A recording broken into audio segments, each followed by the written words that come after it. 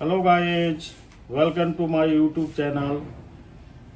जैसा कि इसके पहले भी मैं 2 वीडियो बनाया हूं जो पॉस्को पर आधारित है, पॉस्को एक्ट पर आधारित है।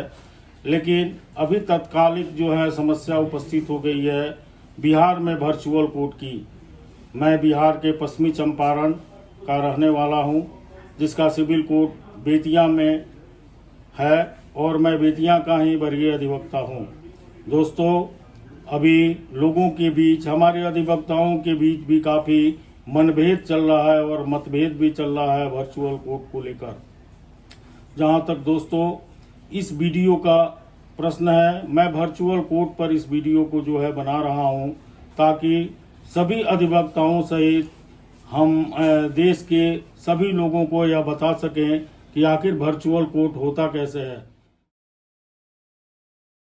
जैसा कि पेंडेमिक का असर पिछले साल भी भारत में हुआ था और आप लोगों ने देखा कि पिछले साल भी वर्चुअल कोर्ट चला था।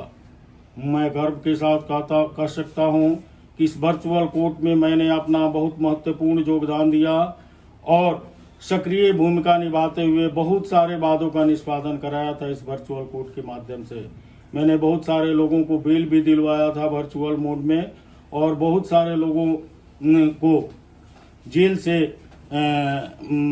जमानत पर छुड़वाया था। मैं दावे के साथ कह सकता हूं कि वर्चुअल मोड में और फिजिकल मोड में न्यायालय के कार्य प्रणाली में कोई अंतर नहीं होती है। जहां तक मेरी समझदारी है कि वर्चुअल कोर्ट में कहीं भी किसी तरह की कोई असुविधा न तो क्लाइंट को होती है, न एडवोकेट को होती है, न जस्टिस को होती है और सभी लोग मिलकर सामान्य रूप से वैसे ही काम करते हैं जैसे फिजिकल मोड में काम करते हैं। दोस्तों, पिछले वर्ष भी जो है जब लॉकडाउन में कार्य आरंभ हुआ था तो सबसे पहले वर्चुअल मोड में ही कार्य आरंभ हुआ था। वर्चुअल मोड में संतोषजनक काम जुडिशरी के द्वारा भी किया गया था और मैं अपने महत्वपूर्ण कार्यों का संपादन वर्चुअल मोड में किया था। किसी भी तरह की कोई कठिनाई किसी भी केस में मुझे नहीं आई थी। जहां तक बड़ी ही सामान्य प्रक्रिया है दोस्तों, न्यायालय के द्वारा एक लिंक जारी किया जाता है। उस लिंक पर आप अपने प्रत्येक आवेदन की कॉपी को भेज सकते हैं और न्यायालय को जैसे ही एक कॉपी प्राप्त होती है उसका प्रिंट आउट निकाला जाता है न्यायालय के सर्वर रूम के द्वारा और सर्वर रूम से वो प्रत्येक कॉपी जो है संबंधित न्यायालय को चली जाती है। न्यायाधीश महोदय उस पर जो है अधिवक्ता को सुनते हैं और ठीक वैसे ही सुनते हैं जैसे फिजिकल मोड में न्यायालय का कार्य संपादित होता है। सिर्फ अंतर इतने का होता है कि फिजिकल मोड में हम एक दूसरे के आमने सामने होते हैं और वर्चुअल मोड में हम सोशल मीडिया के माध्यम से हियरिंग करते हैं। दोस्तों, आज वर्चुअल रैली हो रही है देश में, सारे लोग वर्चुअल मोड में काम करते हैं। मेकिंग इंडिया की बात होती है, डिजिटल इंडिया की बात होती है, फिर वर्चुअल कोर्ट क्यों नहीं चल सकता है? और जब 2020 में हम लोग सफलतापूर्वक वर्चुअल कोर्ट कर लिए हैं तो फिर 2021 में किस तरह की कठिनाई आके? मेरा ये मानना है कि किसी तरह की कोई कठिनाई नहीं होती है। इसमें भी पक्षकारों के अधिवक्ता भी रहते हैं, विपक्ष के भी अधिवक्ता रहते हैं। जो सरकार के द्वारा अधिकृत सरकारी अधिवक्ता है वो भी अपना पक्ष प्रस्तुत करते हैं और न्यायाधीश महोदय प्रत्येक व्यक्ति को जो है सुनने का समुचित अवसर प्रदान करते हैं और समुचित सुनवाई के बाद ही कोई आदेश निर्गत करते हैं। ऐसा नहीं कि न्यायाधीश महोदय के द्वारा किसी तरह की कोई जो है कोताही की जाती है। अधिवक्ता को अपना पक्ष रखने का भरपूर मौका दिया जाता है। विरोधी पक्ष के अधिवक्ता को भी अपना पक्ष प्रस्तुत करने का भरपूर मौका दिया जाता है और सरकारी अधिवक्ता को भी अपना पक्ष रखने का भरपूर मौका दिया जाता है। दोस्तों, जैसे फिजिकल मोड में जो है सुनवाई होती है, ठीक उसी तरह वर्चुअल मोड में सुनवाई होती है। तनिक भी किसी तरह का कोई भ्रांति नहीं रखे। वर्चुअल मोड पूर्णतः सफल है और बेतिया में तो मैं दावे के साथ कह सकता हूं कि बेतिया में वर्चुअल मोड पूर्ण रूपेण सफल रहा।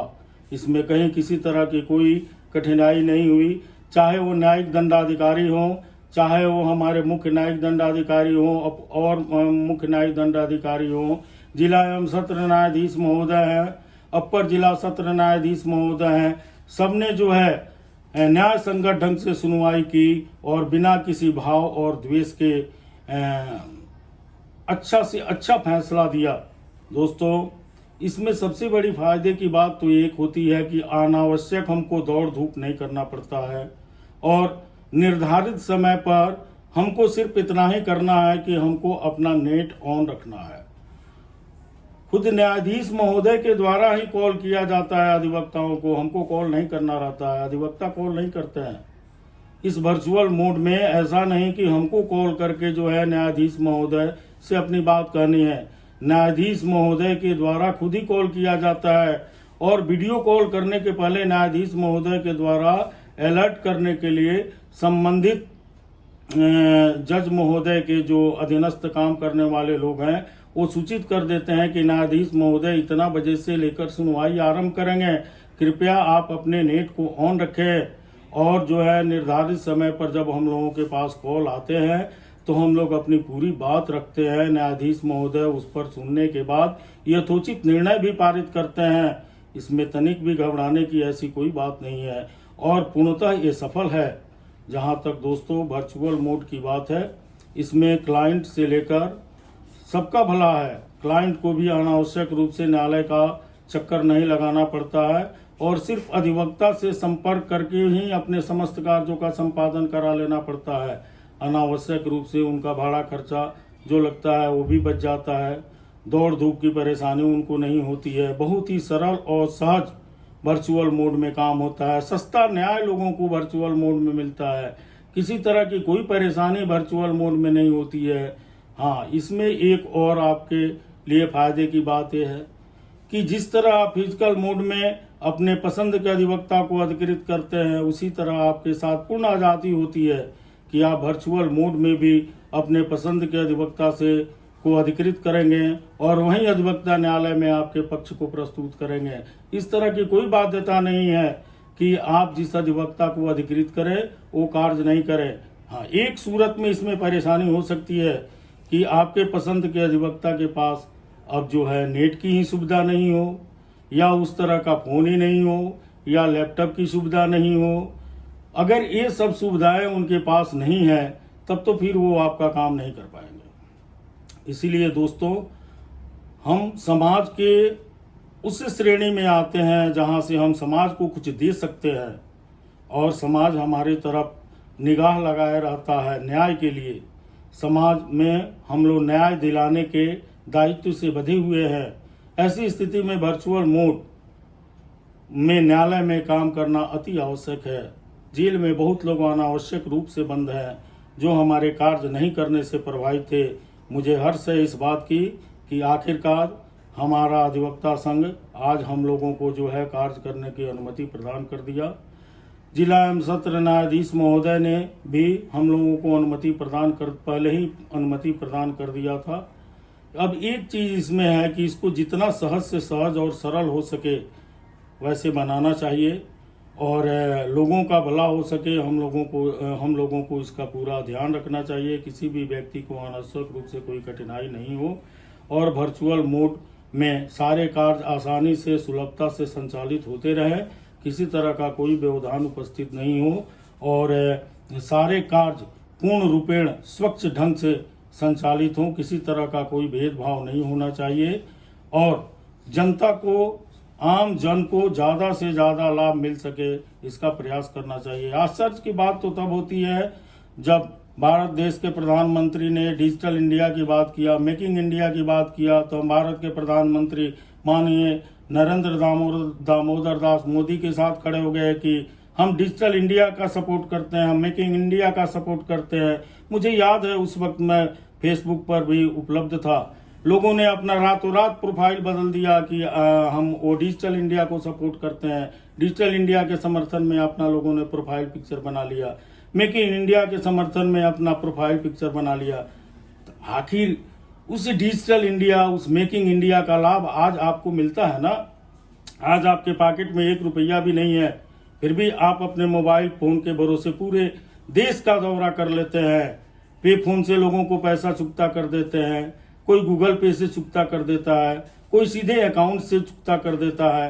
दोस्तों, नरेंद्र दामोदर दास मोदी माननीय प्रधानमंत्री का जो सपना था, आज उसका लाभ हम लोगों को मिल रहा है। हम लोग कैशलेस इंडिया की तरफ बढ़ चुके हैं।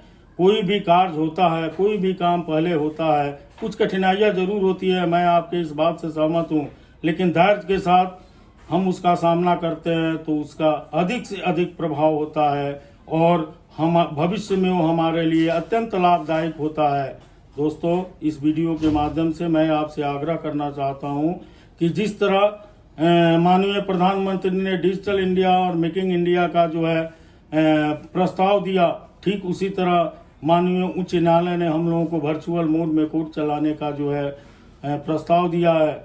हम समाज के वो अग्रणी व्यक्ति हैं जो हर कार्य में सफलता प्राप्त करते हैं, हर कार्य में अपने आप को निपुण सिद्ध करना जानते हैं। हम समाज के अग्रणी और अग्रसर व्यक्तियों में से आते हैं। हम लोग समाज को रास्ता दिखाने वालों में से आते हैं। हमको सहयोग करना ही होगा माननीय उच्च न्यायालय का, और दोस्तों, न्याय के प्रक्रिया के साथ कंधा से कंधा मिलाकर चलना ही पड़ेगा। हमारे बिना सहयोग के किसी तरह की कोई जो है न्यायिक कार्यवाही सफल नहीं हो सकती। वर्चुअल मोड में जो कोर्ट चल रहा है उसको हम लोग पूर्ण रूपेण सफल बनाएं। मेरे समझ से इसमें तनिक भी कोई कठिनाई नहीं होगी। अगर किसी तरह की कोई कठिनाई होती है तो दोस्तों, इस वीडियो में मैं अपना नंबर दे रहा हूँ, मुझसे आप संपर्क कीजिए, मुझसे सहायता लीजिए। मैं आपको सहायता देने के लिए तैयार हूँ, और कागज़ और कलम निकाल लीजिए। दोस्तों, मेरा नंबर जो है नोट कर लीजिए, 88 64 00 61 61। दोस्तों, एक बार फिर मिला लीजिए, मेरा नंबर है 88 64 00 61 61। मैं आप लोगों को सहयोग देने के लिए तैयार हूँ। दोस्तों, किसी भी तरह की कोई कठिनाई हो तो वर्चुअल मोड में काम करने के लिए मैं अपना पूर्ण सहयोग आपको प्रदान करूंगा। मुझसे कांटेक्ट करने के लिए आप मेरे फेसबुक पर भी कांटेक्ट कर सकते हैं, मैसेंजर पर भी कांटेक्ट कर सकते हैं, इंस्टाग्राम पर भी कांटेक्ट कर सकते हैं, और ट्विटर पर भी कांटेक्ट कर सकते हैं। दोस्तों, मेरा बिजनेस अकाउंट भी है, advocate Shyam Mishra civil court Bettiah के नाम से है। गूगल पर जो है आप सर्च करेंगे advocate Shyam Mishra advocate civil court Bettiah, उस पर आपका मेरा बिजनेस अकाउंट मिल जाएगा। वहाँ से भी आप मुझसे सहयोग ले सकते हैं। दोस्तों, इतना ही नहीं, आप जब चाहें इस वीडियो में मैंने जो नंबर जारी किया है उस पर भी आप मुझसे सहयोग ले सकते हैं। मैं हर वक्त आपके सहयोग के लिए तैयार हूँ। Have a very very nice day guys, all the guys.